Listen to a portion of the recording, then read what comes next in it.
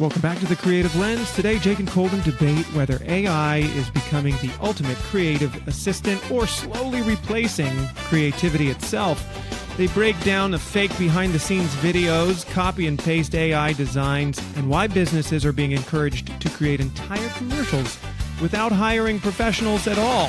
Then they share some AI tools that are genuinely improving their own editing and their workflows, and some trade-offs that creators need to consider. Plus, Canon's compact camera boom, Sony's proposed acquisition of Tamron, and Nikon loses a major patent battle. Let's get into it.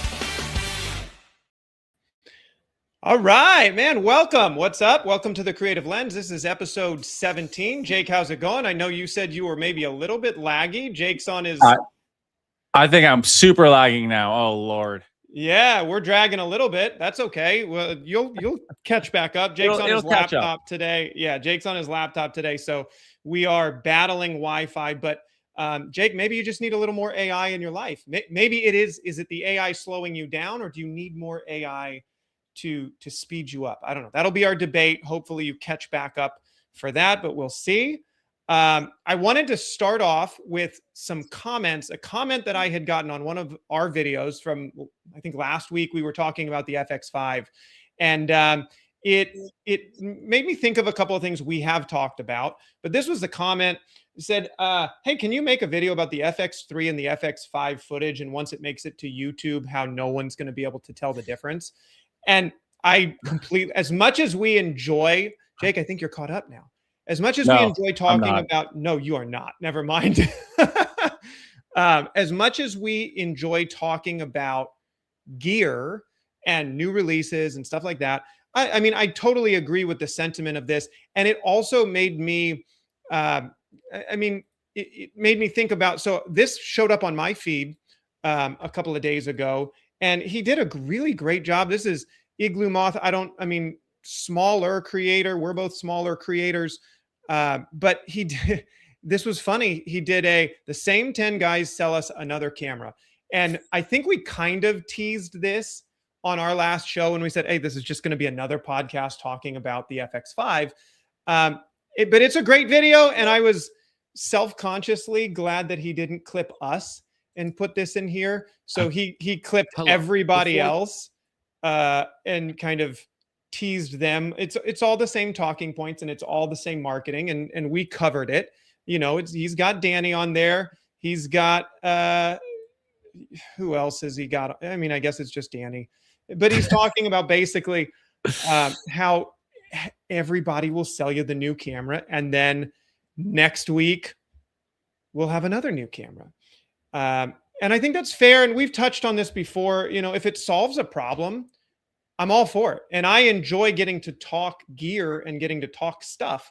But if it doesn't solve a problem for you, you know, we teased too, Jake, and you're a big advocate of, like, dude, there've been some great movies shot on iPhones. So do you really need the greatest and the best and the next thing if it doesn't fix a problem for you? Then absolutely what this guy left on my video, if you're going to YouTube, what does it matter? Like, it's going to all compress down anyway. So if that's your delivery content, then why do you need an FX5 versus if you've got the FX3? Thoughts, Laggy Jake? I don't think I'm going to be lagging. I was just going to text you. So should I just go to my phone, or, you know, try to jump in on my phone and, you know, continue this that way? Or, you know, you can try. We will miss you for a second, but maybe try and jump in as a phone creator. We'll get you in. We'll try it that way if you need to. Text me the link, and so I can at least try. Or, you know, I'm gonna log out here because I don't think anyone wants to deal with me lagging. Yeah, probably not. Text me the guest link. Yeah, you got it, man. And then the lovely technical difficulties of Wi-Fi. AJ, what's up, man? Do you have bad Wi-Fi there, or are we dealing with Jake's bad Wi-Fi? Comes down to knowing your gear. AJ's right again, man. And you did a great video on that. You got to know your gear and what the weaknesses and strengths are. And I think know your delivery as well. Like, I've got my my logo, since Jake's not there, in the middle of my face. But if you know where you're delivering and what you're delivering to, and don't buy something just because of marketing. I mean, I don't think we've ever talked about that. I love covering gear, and Jake's back. We'll let you get set up, Jake, before I throw you on screen. But know your gear, know what you're delivering to. And Jake has spoken highly of some of the content that we're shooting for social gets shot on iPhones because you're delivering it to iPhones. So why wouldn't you consider that as an option? And I think we've talked about as well, go like smaller packages. Smaller packages is a good thing. Jake, now we've got two of you, so you throw yourself on whatever you want. Hey, okay, we're back. Right. I have a backup of the phone going in case it lags again, but I'm here. I love it. Okay, welcome back to the show. I was kind of stalling for you and chatting, but so I mean, yeah, my hot take now. Now I'm ready to talk. I figured this would get you. Basically, I mean, again, it's the same usage. Yes, look, there's a reason why they're called influencers. Yeah. The influence. They're marketers. At the end of the day, they're just figureheads for marketing. But like you as the consumer have to go, great, do I actually need this camera? We had talked about, on a personal side, you as a Sony shooter, me as a Canon shooter, like, do I, that the new Canon R6V came out and I was like, oh, this is kind of cool. And then I saw it in person. I was kind of like, do I actually need it? And then I had a real use case of like being on a podcast and being like, if you look at my framing, like I had somebody else look at the framing who works in film and who was the husband of the host. And he was like, what? I was like, look, I got to crop it in here and then I got to crop it like this. Like, of course it looks like shit, but like, I know what I'm doing. And so like the R6V though solves that. Now, as a cinema camera, I think the FX5 solves a lot of problems that indie filmmakers need and want. Is it that much better of a, camera for social media than the FX3 or the FX30? No. But if you're making films, if you're making higher end commercials, productions, yes, it solves a lot of problems that user base needs. Yeah. Well, and the other thing that I was thinking as well is like, we talked about this, the idea of an FX5, like selling an FX5 to somebody who's creating most of their content for YouTube seems like a silly, like that's not the user base. That's not what they added and improved upon. What they built was you jumped off again. What they built was a pipeline to the Burano. So if you're shooting with the Burano regularly, that's a great camera. That's an extra camera. Are we good? Now you're muted. Your microphone's muted, bud. So we can't hear anything that you're saying. You're jumping around.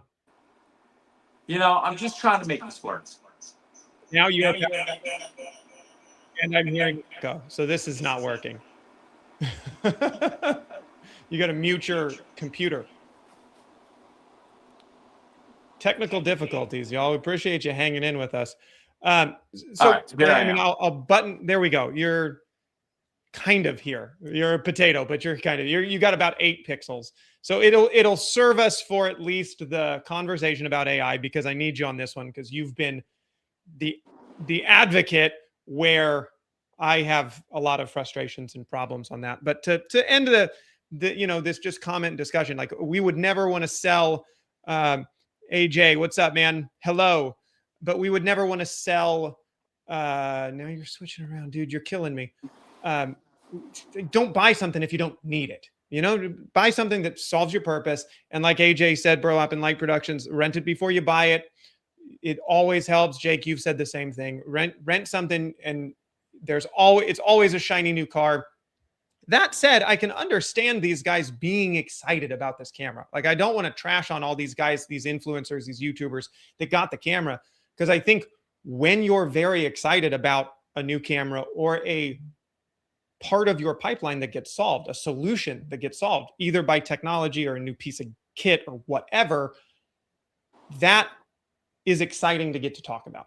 And I think that also validates, as filmmakers, content creators, whatever you're doing, like a little bit of validation. If Sony's looking at your stuff and says, hey, we want to work with you, like that feels good. So you're always kind of looking for those pieces of the puzzle on YouTube, or like a couple of weeks ago, we talked about Curry Barker and how he was able to use analytics to basically learn what works and doesn't work on shorts, on script writing. And so validating stuff is not always a bad thing.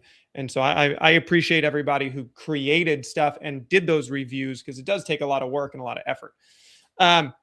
The other thing, though, on the Sony thing that I saw, and Jake, I think you'll get a kick out of this, because the people laughing the hardest, I think, on the FX5 launch and watching everybody talk about how great the FX5 is, how all these new features are groundbreaking, are my Lumix people.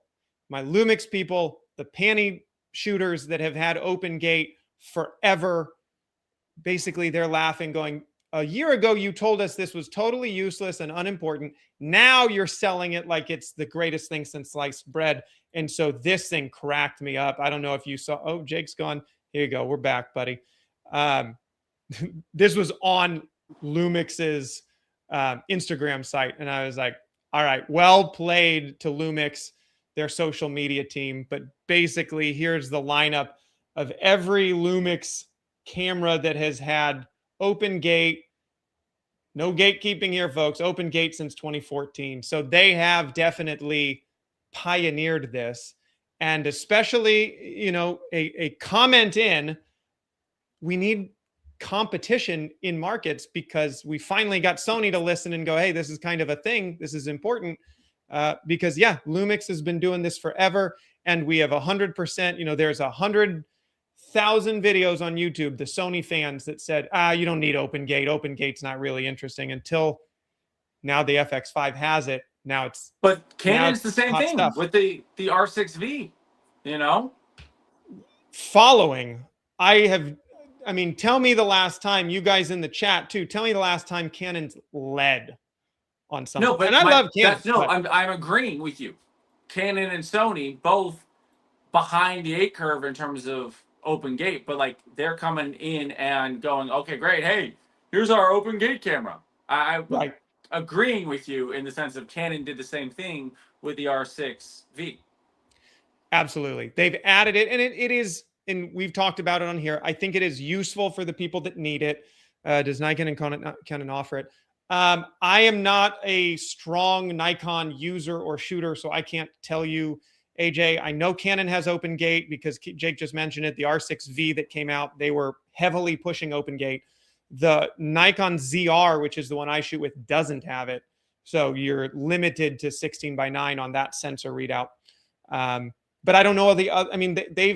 Nikon's pushed sensor readout speeds on their Z9 and Z8. Like, those cameras are crazy fast. I just don't know if they do open gate yet. It's supposed to maybe come in a firmware at some point for the ZR, but good luck. We'll believe that when we see it. The other little piece of news that I would love to just give a little shout out to DJI, because we have hit on them. We've commented on their inability to successfully launch a product this summer. And they did tease that today they would be launching the DJI Pocket 4P globally. And it did come out. They launched it. They said this is when it's coming out. They launched it worldwide. Of course, not here in the States. We don't get that camera, but they did launch it worldwide. And the other thing that is, like, I love seeing is that CineD covered this and did a full exposure test, which is what I've wanted to see since forever. So I guess today all the NDAs expired, which is why we get to see a whole lot. So if you're like me and you refresh your YouTube algorithm and you see 100 videos about the 4P, it's because the NDAs expired today. And so we get some content. But CineD did a latitude test on the 4P, and Jake, man, it got almost as good as they were claiming on an independent latitude test. Now, this is something that I thought was interesting for a pocket camera. We can always find stuff to gripe and complain about. It's a fairly slow rolling shutter, 11 milliseconds. I mean, are you going to notice it on a 1-inch sensor? Probably not. But now that we're talking FX5 in the 5 milliseconds. You got the FX3 at 8 milliseconds. You've got the Nikon at 3 milliseconds. It's a little slower for this one, but that's okay. We've got 16 readable stops here. So if you look at this, this is Imatest. This is what Gerald Undone will constantly use as his latitude test. So I'm glad to see other people picking this up and giving us some technical specs. I'm a technical nerd.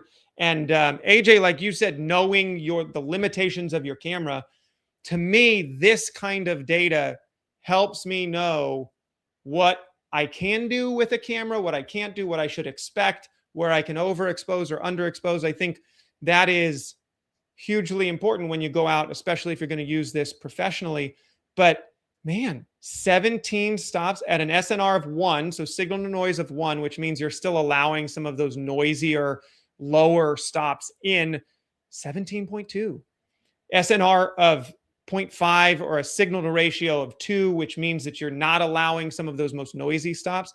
You're still getting 16, which beats out, we covered this last week. That beats out the FX5 in their raw modes. I think Gerald Undone got 14 with the FX5. Pretty impressive to be in this little camera. And then you've got on the tele lens, we've talked about that.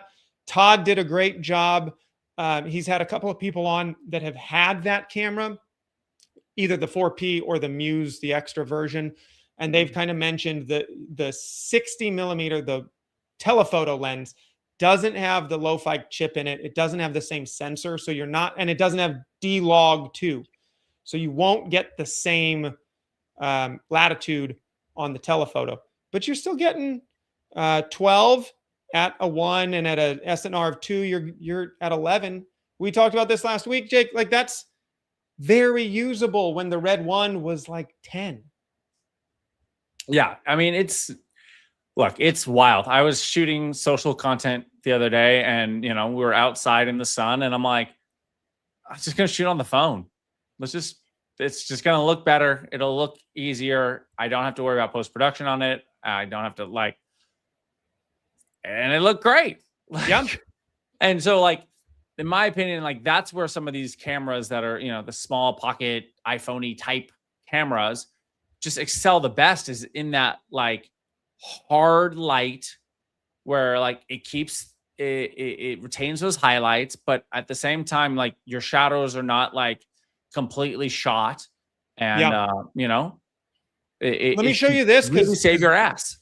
This was the most impressive to me. And I can show you my test, which looks very similar to what Nico did over here at Cine D, which I appreciate. So here's the 4P on the wide with the base exposure. This is as much as I will nerd out over this kind of test, I think this only gives you very hard data and numbers. This is the cooler test to me, where you expose at 0, basically. Make sure that whatever you're lighting is exactly set to whatever your f-stop is. So you're basically at a 0 exposure here. Your gray is 18% gray here. And that's how I did it. I matched up 18% gray on the scopes. And then what you do is you underexpose it and overexpose it. And you bring that 18% gray back, like what he's explaining here. You bring these stops back so that everything equals. And then you look at what the image looks like. So here's 4 stops over. This is where I was the most impressed with this sensor, where they've done a really amazing job. This is 4 stops overexposed on your image, brought back down. Wow. And to compare, guys, if you guys care about this, I did the same style of test. So here's my test. Here's at 0. Okay. And this is the Pocket 3. So I have the DJI Pocket 3. As soon as I overexposed it, look at how bad the clipping gets. And so this was 1 stop over, brought back down. When I got to 4 stops, Jake, this is what the image looks like right here. Nothing.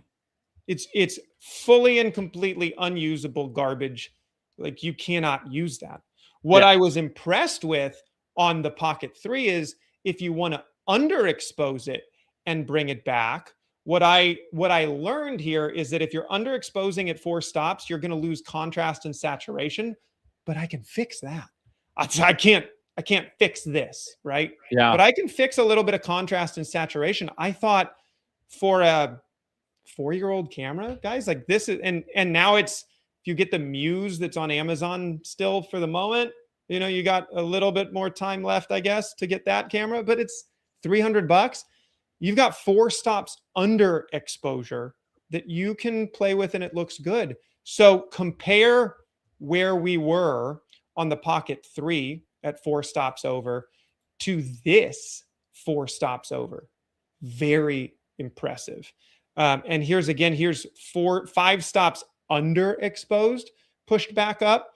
You can see the same type of log curvature. So you can actually see what the log is doing, where it's kind of mushing some of this together, right? Like this looks less contrasted than this between the highs and the lows. There's less difference here, and the exposure's brought obviously down. But so that's what I thought was interesting. You can actually see the log curve when you do these tests. 5 stops underexposed, pushed back up with noise reduction. I mean, that's passable, right? Like you could use this, I think. Yeah. Especially, I mean, even if you go down, what's the bottom one? What is that? 6. This is 6 stops. This is 4P. 6 stops under brought back. Okay, so hear me out. 6 stops under with noise reduction. I'm hearing you. I can hear you. You're not. Well, are you delayed? You're a little delayed. It's okay. I'll hear you out. Don't. Oh my gosh, you do this. My homie, you're off of the screen now. Don't do that. All right, hear me out. And then he drops off, guys. This is what we get. Well, because I had to tease you guys. I had to set this up. Dramatic. But I'm just saying, I know people, I see people all the time on YouTube going for that coloring. Specifically that, like, you know, it looks like it's colored. That's the irony in it. In my thoughts, it's like that 6 stops under literally looks like half of the, I'm going to be very polite, creative artists that I see on YouTube, they're stylized LUT packs. Which is just 6 stops underexposed, pulled back up. On a you know, $600-700 camera. On a that you can't get here in the States. 4P. Yeah.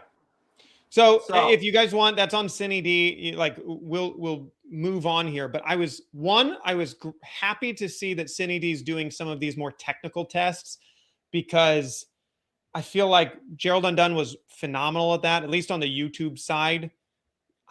I think since he's kind of retired, I don't know who else is going to, you know, pick up the slack there. Do you remember, Jake? Because I was the camera nerd that watched, or anybody here that's watching, Zacuto would do camera shootouts once a year. And it was like a big deal. They would pit like all of these Cine cameras next to each other and do all these technical studio tests. That was my jam, man. That was so much fun to watch those. And it was all these kind of high level cameras, but it was, I mean, we're competing against like 10 stops of dynamic range back then. Now all of these cameras are so much better. AJ, yeah, we'll buy your LUTs, buddy.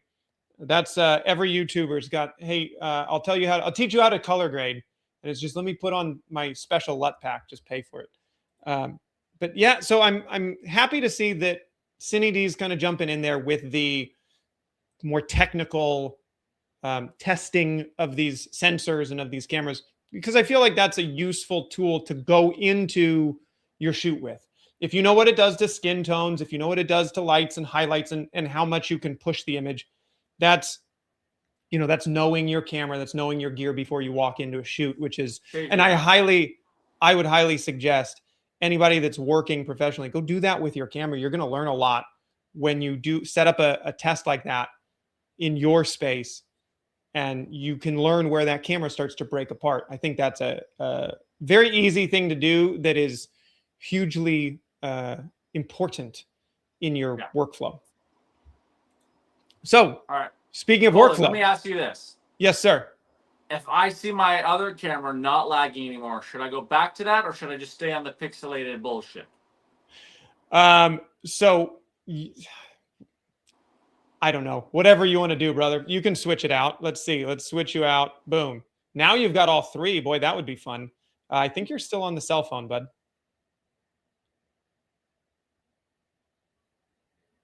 There you go. You want to try that? See, but now it starts lagging. Yeah, you're a potato again. Just go back to here and we'll just leave it because the more you cut in, it's confusing. We'll just stay here. We're good. Technical difficulties, guys. Shit show of a show. No, you know what? I think this actually, anybody that's here, guys, I think here's what happened. Jake, we finally said we're going to talk about AI. We're going to have the AI debate. Yeah. I think you're being hacked by Claude and ChatGPT and whatever the meta unicorn is or whatever their version of this is. They don't want the truth. They can't handle the truth. So they hacked you and made you look like an AI potato. That's what happened. They gave you, your internet service provider gave you a bit rate of 1 so that you could not explain all of the issues that you've had, which is funny because you don't have issues. You're actually the pro. Yeah, you are the pro on this, not I. But you know what this does? You know what this does allow us to do? Now we're going to get into some AI. We're going to talk about some pros and cons. You know what we get to do right now, Jake? We get to use my bumper. But and bothered. I worked so hard on that. I didn't work hard on that, but I'm glad we get to use it again. Also AI. I used AI for that. So there's an admittance. I'm interested in this, Jake. We'll jump into some of the stuff that you had. I have a thesis. So I might let you lean on this. Like you give me your idea on this segment, and I will give you my thesis on what I believe currently the trend of AI is and where it's popular and not. So wait, what's the question? Lead us into, this was your kind of idea of this segment. So I was going to say. Oh, so I mean, look, AI is constantly being debated because oh my goodness, I can't touch my table. It goes, this is what a shit show of a show this week. I'm so sorry. I thought I had the solution for this problem that I had, but clearly this was not correct. I think you need to update your internet service provider, but that's okay. So what are you thinking on the AI topic? So, all right. So this is basically the thought is I see, because there's a lot of debate on like, is AI good? Is AI not? And my current stance on it, as of July 30th, 2026, is it is a great tool. It's like the internet. It's there to make your life easier and do things faster. Now, in my opinion, it's like it shouldn't make art for you. Like if you want to be an artist, well, go make art. But like half of what I do is business. More than half of what I do is business. I run a company. So me running a company, I'm going to try to delegate as much of that to AI or leverage AI.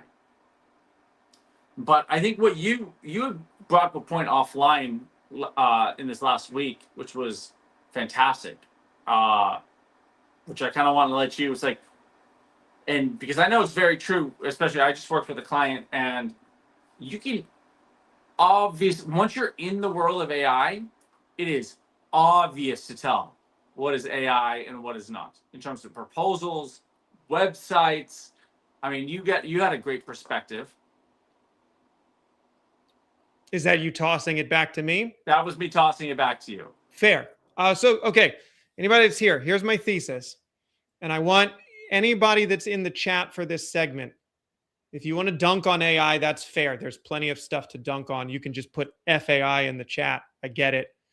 I'm with you on that. If you have any tips, anything you're actually using it for, because I think part of this segment, we want to talk about what's useful versus what's hallucinogenic and just ends up having more issues than just doing it yourself. Here's my thesis though, okay? Because I knew we were talking about this. So Jake, I think that currently, one, I think you can break out people's acceptance and either acceptance or hate of AI into age brackets. I think I mean, plus 50, I've seen people that just love it, and all these things that drive me absolutely bonkers on the internet, seeing over and over and over again. They're like, oh my God, this is amazing. I know there's, Chris Nolan, just, you can go look that up. He did an interview where he said his kids hate it, are super pushed back against it. So I think it kind of can break down into age groups, but here's my thought. Anything that is generated with AI is exactly the same as pictures of your kids. I will explain. Whoever has generated their thing, whatever their thing is so excited to show you how great pictures of their kids are. Anybody else that you go show the pictures of your kids to, hey, here's my first grader's band concert. Check this video out. You are so proud of what you have created and what it looks like to you. And everybody else is like, okay, yeah, that's great. That's another picture of your kid. Great. Yeah. Okay. I think that's kind of where because I feel it in myself in terms of the generative stuff. Some of the stuff that you can feign this creative process in your head by prompting or doing, inputting an image, inputting into ChatGPT, I want a flyer of this thing. And you can look at that with that little dopamine hit of like, I'm creative. I made this. And then you go to show it to anybody else. It's like pictures of your kids. It is generic. Your kids aren't generic, but it is generic work and it's easy to see through. So that's my thesis. We're going to put everything through that lens which I haven't heard that perspective yet. And I think that's just such a great perspective, especially because one can now do things that they've never been able to, whether it's, Suno and making a song to making a video, making an image, making a painting, making a that, like, oh, I could do this now. I've never been able to do this. And you have that magic of being an artist, which it is without the work. What? Without the work. Yeah, without the work, effort. without the expertise, without any of the struggle. And but and it's interesting because do I think, I'm just going to throw out an idea. Mary Sue from small town USA, if she were to make a AI short film versus I don't know, freaking Spielberg, Christopher Nolan, any of the best directors on the planet to make an AI short film, who would make a better short film? Somebody who understands the craft and how to tell a story. I feel like my message is being drowned out by my 1-bit pixelation, but it's an interesting thing because yes, you have these tools to be able to do it easier, but there's still the craft of storytelling. There's still the craft of, like I worked with a client who wrote all these scripts with AI, and I could easily tell that they were all AI scripts. And like, I just was like, this is horrendous. Compared to like how I did, it was like, great, help me create a schedule for these 17 shots. Great, you're going to be a first AD and you're going to help create a schedule. It's a very different thing. It's an organizational, way of handling it. Yeah. Hold on, I think I'm not lagging in my other one. Let me try that now. See, oh yeah, baby, and I look better. All right, we'll try this one for a minute. We'll try this until I start lagging. Yeah. All right, fantastic. You can, at least I feel better. So, like I use AI for outreach, for proposals, things that I don't want to do. Yeah. Things that that just are not interesting and not not fun. Yeah. And I think that there is some value to that. But I think what you just said, that's probably the rub that is the most frustrating to me is I don't mind using it. I've used it with some success on researching and aggregating as a better search tool than just Google. I think it does well on that. Here's another thing I wrote down in our thoughts of what AI is and isn't. If you are don't expect me to care more about your company, brand, whatever, than you do. So if you don't care to write me the email or create the flyer, hire the marketing team to do the flyer or whatever, if you're subdividing that out to AI, your effort level is close to zero, because we all know how easy it is to generate stuff like that, to generate an email, to generate a flyer, that is the low-hanging fruit of the AI ethos right now. And I think that what a lot of businesses, brands, companies, especially on the smaller end, are seeing is that I don't have to do all this stuff anymore, and it's so fast and easy for me to just generate it. What I feel on the consumer end is you don't care about your business, your thing, your whatever, because I can see that you just generated a flyer. It took you 30 seconds. You didn't even come up with the text on it. You let ChatGPT do the text on it. When I see that, I go, I don't need to care about your brand because you don't care about your brand. So I think that's the backlash. But going back to the thesis, I'm certain whoever created, that small business owner that created their flyer or their email or their whatever they're using because they don't want to do it, like pictures of their kids, thought this is great. People are going to really love this because I created this. I made this, and this represents my business very well. I can do the same thing with, I use AI, generative AI for thumbnails. And I go, oh, this looks pretty good. Okay. I don't believe it's useful just to just generate it. Here, take the entire creative process of a YouTube thumbnail away from me, for me, just do it. I think there's so much of that slop on right now that you have to have a creative process. You can use it as a tool, but if you just subdivide that out or subjugate that out to the lowest common denominator, the cheapest thing, the fastest thing, why should anybody else care? Yeah. I mean, and I'm lagging again. All right.